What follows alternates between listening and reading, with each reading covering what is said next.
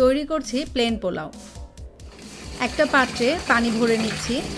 পানিটা ভর্তি হয়ে গেলে মেজারমেন্ট কাপ দিয়ে একদম মেপে মেপে সমান করে 3 কাপ চাল নিয়ে নিচ্ছি। আমি এখানে সুগন্ধি চাল নিয়েছি।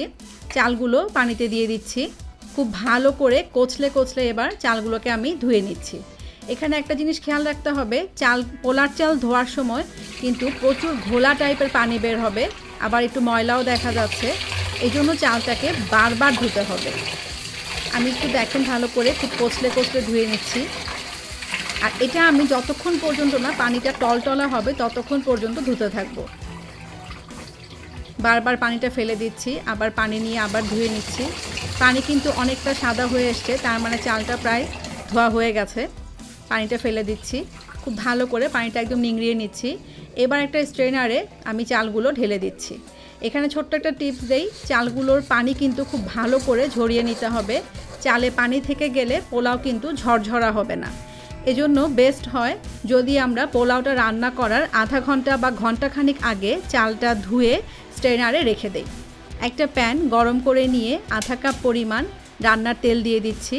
2টা তেজপাতা এরকম টুকরো করে দিয়ে দিলাম, 4 টুকরো দারচিনি, 4টা এলাচ, 4-5টা লং দিয়ে এবার আমি একটু নাড়াচাড়া করে দিচ্ছি। মশলাটা আগে দিলে হয় কি ফ্লেভারটা খুব ভালো আসে। এবার আধা কাপ পরিমাণ পেঁয়াজ কুচি দিয়ে দিচ্ছি, আবার নাড়াচাড়া করছি। একটু লাল হওয়া পর্যন্ত অপেক্ষা করতে হবে। পেঁয়াজটা ভাজার পাশাপাশি আমি কিন্তু আরেকটা হাঁড়িতে পানি গরম করতে দিয়েছি। এই গরম পানিটা আমার পরে পোলাও রান্নার কাজে লাগবে। এখানে একটা ছোট্ট টিপস দেই, পেঁয়াজটা কিন্তু আমি খুব বেশি লাল করব না। পেঁয়াজ খুব বেশি লাল হয়ে গেলে, একদম বেরেস্তা হয়ে গেলে পোলাওটা কিন্তু সাদা হবে না। দেখতে পাচ্ছেন কিছু কিছু পেঁয়াজ কিন্তু সাদা রয়ে গেছে, আবার কিছু কিছু পেঁয়াজ লাল হয়ে এসছে। ঠিক এই পর্যায়ে আমি চালটা দিয়ে দিচ্ছি। এটা এর চেয়ে বেশি লাল করলে কিন্তু পোলাওটা লালচে কালার হয়ে যাবে। ঠিক চালটা দেওয়ার মুহূর্তে আঁচটা কিন্তু একদম কমিয়ে নিতে হবে, নাহলে পেঁয়াজগুলো একদম লাল হয়ে যাবে। এবার আমি চালটাকে পেঁয়াজ, তেল সব কিছুর সাথে খুব ভালো করে মাখিয়ে নিচ্ছি। ঠিক এই সময় এসে আমি 1 চা চামচ পরিমাণ আদা বাটা আর 1 চা চামচ পরিমাণ রসুন বাটা দিয়ে দিচ্ছি। এবার আবার খুব ভালো করে মাখিয়ে নিচ্ছি, ভুনে নিচ্ছি। আবার চাল ভুনার একটা ব্যাপার আছে, সেটা হচ্ছে যে যখন চালগুলো একটু ভাজা ভাজা হয়ে আসবে আর চালটা একটু ভারী হয়ে যাবে, যখন একটা খুব সুন্দর একটা গন্ধ বের হবে, তখন বুঝতে হবে যে চালটা আমাদের ভুনা হয়ে গেছে। হাতাটা দিয়ে মশলাগুলোকে খুব ভালোভাবে একটু মাখিয়ে দিচ্ছি, যেন সব চালের সাথে মশলাগুলো ভালো করে মিশে যায়। চালটা ভুনা হয়ে গেছে। এবার আমি মেজারমেন্ট কাপ দিয়ে মেপে মেপে পানি দিয়ে দিচ্ছি। খুব সহজ একটা হিসাব, আমার যদি চাল 3 কাপ হয় আমি সেখানে 6 কাপ পানি দেব। তবে আমি এখানে 5 কাপ পানি দেব আর 1 কাপ দিব দুধ। দুধটা ফুল ক্রিম হতে হবে। আর দুধটা দেওয়ার একটা কারণ হচ্ছে পোলাওর রঙটা একটু সাদা হবে, প্লাস খেতেও অনেক মজা হবে। আর এই ভুনার উপর কিন্তু পোলাওটা ঝরঝরার ব্যাপারটা অনেকটা ডিপেন্ড করে। নাড়াচাড়া করে দিচ্ছি, পানিগুলো যেন খুব ভালোভাবে সমান হয়ে যায়, চালগুলো যেন সব ডুবে যায়।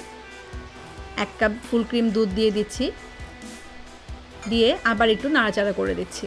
পোলাও কিন্তু বেশি নাড়া যাবে না, চালগুলো তাহলে ভেঙে যাবে। আঁচটা এবার একটু বাড়িয়ে দিচ্ছি। এটা খুব বেশি আঁচেও করব না, আবার একদম কম আঁচেও করব না, মিডিয়ামের থেকে আঁচটা একটু বেশি থাকবে। লবণ দিয়ে দিচ্ছি স্বাদ অনুযায়ী। কয়েকটা কাঁচামরিচের আগাটা ঠিক এভাবে একটু ভেঙে দিয়ে দিচ্ছি। এটা কিন্তু ফালা করে দেওয়া যাবে না, তাহলে বিচিগুলো বের হয়ে যাবে, পোলাওটা খেতে অত ভালো লাগবে না।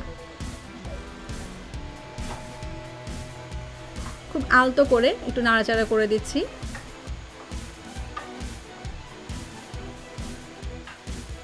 আঁচটা কিন্তু মিডিয়ামের একটু বেশি। পানিটা কিন্তু কমে এসছে। এবার আমি আলতো করে আরেকটু নেড়ে দিচ্ছি।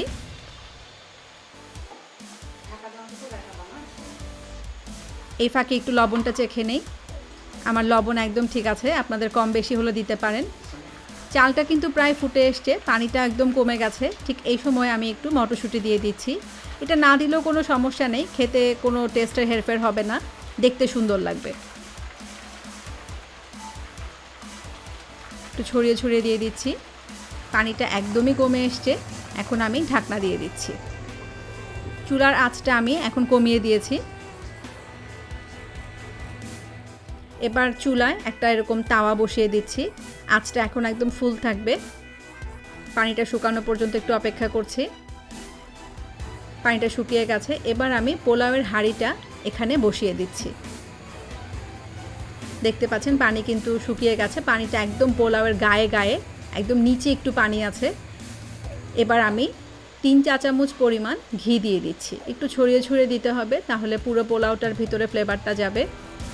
ঘিটা দেওয়া হয়ে গেলে আঁচটা আমি একদম কমিয়ে দিয়ে 10 মিনিট দমে রেখে দিব। ঢাকনাটা দিয়ে দিচ্ছি, এবার অপেক্ষা করছি।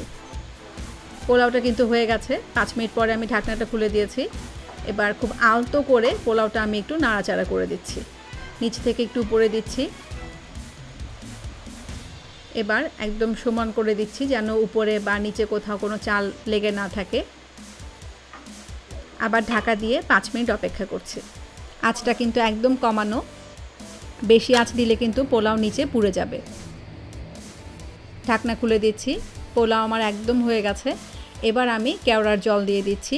এটাও আমি 3 চামচ পরিমাণ দিচ্ছি। এটা আপনারা চাইলে কম বেশি করতে পারেন, না চাইলে নাও দিতে পারেন। এটা শুধুমাত্র একটা ফ্লেভারের কারণে দেয়া। ঢাকনা দিয়ে দিচ্ছি, আবার অপেক্ষা করছি 5 মিনিট। এবার আমি একটু বেরেস্তা করে নিচ্ছি। একটা পাত্রে তেল গরম করে নিয়েছি। প্রয়োজন মতো পেঁয়াজ দিয়ে দিচ্ছি। পেঁয়াজগুলো কিন্তু মিহি কুচি হতে হবে।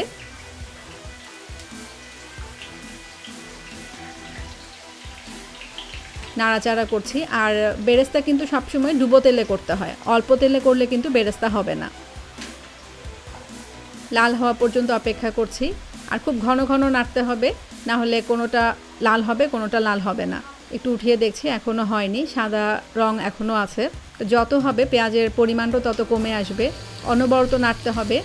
বেরেস্তার একটা ব্যাপার খুব লক্ষ্য রাখতে হবে, পেঁয়াজটা যখন কিছুটা সাদা থাকবে কিছুটা লাল হয়ে যাবে, ঠিক তখনই পেঁয়াজটা তুলে ফেলতে হবে। কারণ ওই পেঁয়াজটা তুলতে তুলতেই সাদা যে পেঁয়াজগুলো থাকবে ওগুলো লালচে হয়ে যাবে। হালকা কালারটা চেঞ্জ হয়ে এসছে, এটা আরও হবে। একটু তুলে দেখি, কোনোটা হয়েছে কোনোটা হয়নি, তার মানে এটা আরও একটু হবে। আরও 2 মিনিট মতো অপেক্ষা করছি। দেখতে পাচ্ছেন আমি একটু সাদা থাকা অবস্থায় তুলে নিচ্ছি। আর তুলতে তুলতেই সাদা পেঁয়াজগুলো কিন্তু লাল হয়ে যাবে। না হলে একদম সবগুলো লাল হওয়া পর্যন্ত যদি আমরা অপেক্ষা করি তাহলে কিন্তু বেরেস্তাটা পুড়ে যাবে। সুন্দর একদম ব্রাউন কালার হয়ে এসছে, একটাও কিন্তু পুড়েনি, আবার কোনোটা সাদাও হয়নি। একটা টিস্যুর উপরে নিয়ে নিচ্ছি, তাহলে বাড়তি তেলটুকু সোক করে নিবে টিস্যুটা।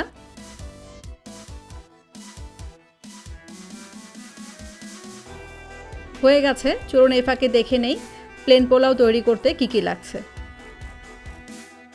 সুগন্ধি চাল 3 কাপ, রান্নার তেল পোলাওয়ের জন্য আধা কাপ, বেরেস্তার জন্য প্রয়োজন মতো, তেজপাতা 2টি, দারচিনি প্রায় 4 ইঞ্চি, ছোট এলাচ 4-5টি, লং 5-6টি, পেঁয়াজ পোলাওয়ের জন্য আধা কাপ, বেরেস্তার জন্য প্রয়োজন মতো, আদা বাটা 1 চা চামচ, রসুন বাটা 1 চা চামচ, ফুল ক্রিম দুধ 1 কাপ, লবণ স্বাদ অনুযায়ী, কাঁচামরিচ 5-6টি, মটরশুঁটি প্রয়োজন মতো, ঘি 3 চা চামচ, কেওড়ার জল 3 চা চামচ। হয়ে গেছে। এবার একটা প্লেটে পরিবেশন করে দিচ্ছি।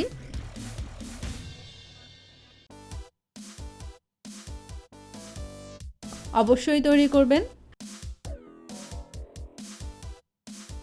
আর পোলাও তো শুধু এমনি খাওয়া যাবে না, তাই আমি একটু পাশে মচমচে আলু ভাজি দিচ্ছি, কুড়মুড়ে আলু ভাজি। এটার লিংক আমাদের ডেসক্রিপশনে পাবেন। একটু সাজিয়ে দিচ্ছি দেখতে সুন্দর লাগার জন্য। 1 পিস রোস্ট দিয়ে দিচ্ছি। এই রোস্টের লিংকও আপনি আমাদের ডেসক্রিপশনে পাবেন। উপরে একটু বেরেস্তা ছিটিয়ে দিচ্ছি, এটাও দেখতে সুন্দর লাগার জন্য, আপনারা চাইলে নাও দিতে পারেন। একটু রোস্টের উপরেও ছিটিয়ে দিচ্ছি, আবার একটু সাজিয়ে দিচ্ছি। আর ভালো লাগলে অবশ্যই একটা থামস আপ দেবেন। আমাদের সাথে থাকার জন্য আশা করছি আমাদের চ্যানেল সাবস্ক্রাইব করে রাখবেন। আর কোনো প্রশ্ন থাকলে আমাদের ভিডিওর নিচে কমেন্টে কমেন্ট করবেন, আমি উত্তর দেওয়ার চেষ্টা করব। আপনারা সবাই ভালো থাকবেন, আমাদের জন্য দোয়া করবেন। ধন্যবাদ।